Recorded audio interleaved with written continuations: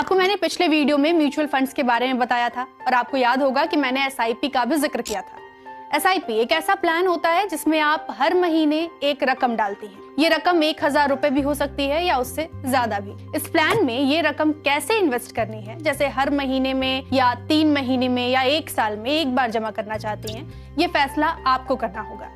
लेकिन ये याद रखना होगा कि ये रकम एक निश्चित तारीख पर आपको जमा करनी है।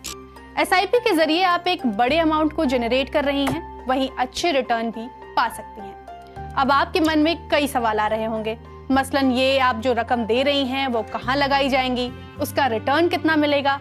तो आपके सभी सवालों का एक एक करके मैं जवाब देती हूँ। आप एसआईपी में जो रकम देना तय करेंगी वो फंड मैनेजर म्यूचुअल फंड में डालेगा और जो तारीख लिखी होगी उस पर वो पैसा आपकी अकाउंट से निकल जाएगा।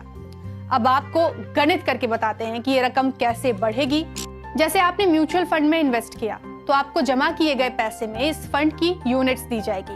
फॉर एग्जाम्पल, आपने 1000 रुपए म्यूचुअल फंड में इन्वेस्ट किए और उसकी एक यूनिट की नेट एसेट वैल्यू या एनएवी 20 रुपए है, तो आपको 1000 रुपए में उस म्यूचुअल फंड की 50 यूनिट मिलेगी। अब जैसे जैसे इस यूनिट की एनएवी बढ़ेगी वैसे ही आपका रिटर्न भी बढ़ेगा।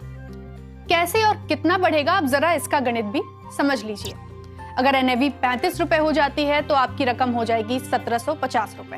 ऐसे में जैसे जैसे एनएवी बढ़ती जाएगी आपका इन्वेस्ट किया हुआ पैसा भी बढ़ता चला जाएगा, यानी बाजार में आने वाले उतार चढ़ाव का असर एनएवी पर पड़ेगा।